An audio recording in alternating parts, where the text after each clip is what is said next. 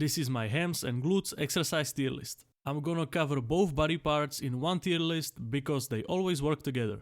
I will start by explaining the difference between the Romanian deadlift and the stiff leg deadlift. The first difference between those two exercises is the starting position. On the Romanian deadlift, you start from the top position, and on the stiff leg deadlift, you start from the bottom position. The second difference is the position of your shins relative to the bar. On the Romanian deadlift, you keep the bar close to the shins, and on the stiff leg deadlift, you keep the bar away from the shins. And the third difference is the knee flexion. As you can see by the name, on the stiff leg deadlift, your legs are stiff, which means they are almost straight. But on the Romanian deadlift, you bend the knee a little bit more than on the stiff leg deadlift. Simple, right? But then you might be like, so what's the difference between a stiff leg deadlift and a conventional deadlift, if both of the exercises are just pulling the bar from the ground? If you look at these two pictures, you can clearly see the difference, even without me saying anything. The main difference between the stiff leg deadlift and the conventional deadlift is the position of your hips. On the conventional deadlift, you need to lower your hips when pulling, but you don't do that on the stiff leg deadlift. So now you should know the difference between those exercises.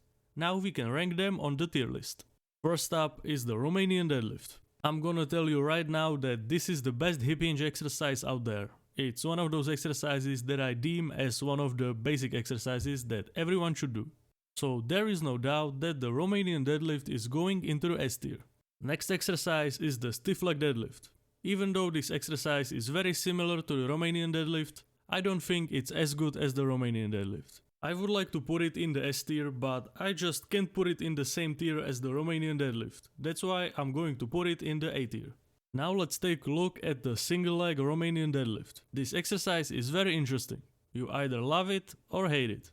I'm kind of in the middle. I don't like it because of the decreased stability, but on the other hand, you can get an awesome stretch. It's by no means a bad exercise, but I don't think it's suitable for everyone.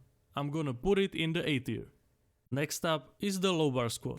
Squats are primarily for building your quads and glutes, not really for building your hamstrings. The squat variation that is gonna give you the most glute and hamstring gains is the low bar variation. But if your goal is to hit the hamstrings and glutes, you would be better off using a different exercise than squats. I'm going to put the low bar squat into the C tier. Next up, we have a little combo of the hyperextension and the reverse hyperextension. Both hyperextensions are perfect if you're looking to beef up your lower back or just rehab your lower back after some kind of injury. But remember, I'm not a doctor, so always consult a medical professional. Since the technique is very important here, make sure you are doing it correctly. Otherwise, you might hurt yourself more than you help yourself. Both of the hyperextensions are very good at what they are doing. A tier. Alright, let's take a look at some hamstring isolation exercises now. First up is the Nordic hamstring curl. The cool thing about this exercise is that you can do it even at home, without any equipment. You can just put your feet under a sofa or something similar. Plus, this exercise is very challenging, so you won't need any additional weight for a very long time. And as with the hyperextensions, the form on the Nordic hamstring curl is also extremely important. So if you don't want to mess yourself up, be careful. The Nordic hamstring curl is going into A tier. Next hamstring isolation exercise is the seated hamstring curl. There is not much to say about this exercise. It's good at what it does, isolating the hamstrings. Even though this is a great isolation exercise, it's not the absolutely top tier one, so I'm putting it into the A tier. The exercise that is the best for isolating your hamstrings is the lying hamstring curl. This variation just feels the best out of all the other ones in my opinion. So if you are wondering which hamstring isolation exercise you should do, I would highly recommend the lying hamstring curl. It's going into the S tier. Next up, good mornings. Another great exercise. The only problem here might be the higher risk of injury. So if you are a beginner or someone with certain back conditions, this might not be the best choice for you. Good mornings require core strength and proper execution. It's a good exercise, but it's definitely not for everyone right from the get-go. B tier. Next exercise is the butt blaster. Apart from this name being my nickname in high school, it's a great exercise.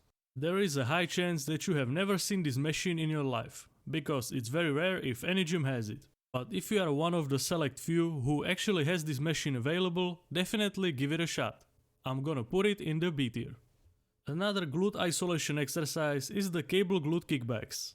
You necessarily don't need to isolate your glutes to make them grow, as most of the growth is achieved by doing heavy compound exercises like Romanian deadlift and hip thrust.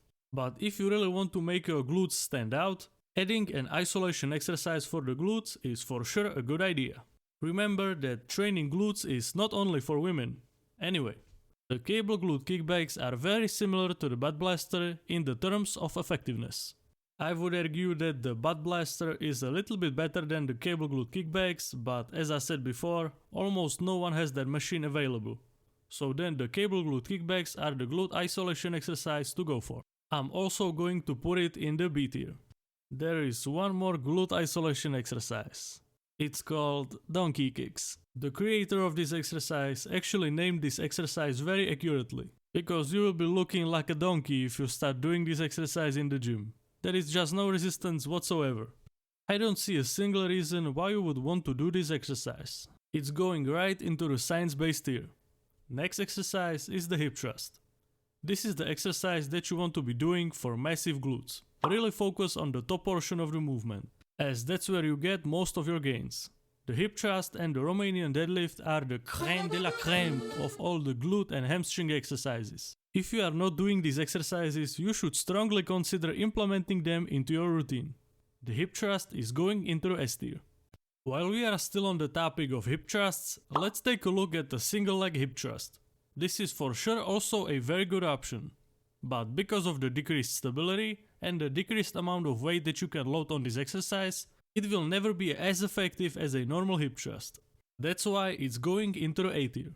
Next up is the reverse lunge. This exercise is a sleeper for sure. It's way better than you think. But be careful, don't mistake this with the forward lunge. When you are doing the reverse lunge, you are putting your legs behind you, not in front of you. There is a massive difference between those two. The reverse lunge emphasizes more of your hamstrings and glutes, but the forward lunge emphasizes more of the quads, so please don't mix them up. It might surprise you, but I'm actually going to put the reverse lunge into the S tier. Next exercise is the step-ups. The funny thing about this exercise is that you have never seen a guy doing this in the gym. And if you did, please write it down in the comments below, because I'm really curious if anyone like this actually exists. Well, I'm not a fan of this exercise. I don't think you should be doing this for your hams and glutes. So I'm gonna put it in the D tier. So this was my hams and glutes exercise tier list. Do you agree with my rankings? What would you change? And are there any exercises that you think I missed? Let me know what you think in the comments below.